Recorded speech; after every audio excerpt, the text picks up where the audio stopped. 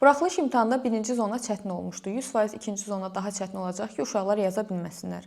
Və yaxud da birinci zona çətin olmuşdu. Ona görə ikinci zona asan yazacaqlar ki, uşaqlar yenidən etiraz eləməsin. Bu kimi fikirləri imtahandan sonra bütün paylaşımların rəy bölmələrində görmüşük. Ancaq məsələ bu qədər sadə deyil. Gəlin bunu aydınlaşdıraq. Dövlət İmtahan Mərkəzinin sədri Məleykə Abbaszadə müsahibələrindən birində bildirib ki, imtahanlarda olan çətin və asan sualların sayı bərabər olur. Yəni birinci zonada da, ikinci zonada da düşən çətin sualların sayı da, asan sualların sayı da eyni olur. Sadəcə bu mövzudan mövzuya dəyişir. Elə mövzular var ki, o mövzuların çətin sualları birinci zonaya salınır, asan sualları ikinci zonaya salınır və yaxud da əksinə, birinci zonada asan olan mövzuların suallarını daha çətin formada ikinci zonaya sala bilərlər. Buradan çıxaracağımız nəticə o ola bilər ki, növbəti zonalarda imtahan verən uşaqlar birinci zonaya əsasən qərar verməməlidirlər.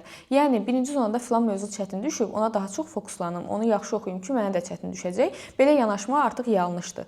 Siz bütün mövzulara ən çətin sual düşəcəkmiş kimi hazırlaşmalısınız. Çünki dediyim kimi, asan və çətin sualların hansı mövzulardan gələcəyini birinci zona əsasında proqnozlaşdırmaq olmur. Və sonda sizin də fikrinizi almaq istəyirəm. Sizcə həqiqətən də 9 mart imtahanı çətin səviyyəli imtahan idi, yoxsa asan sualların sayı daha çox idi?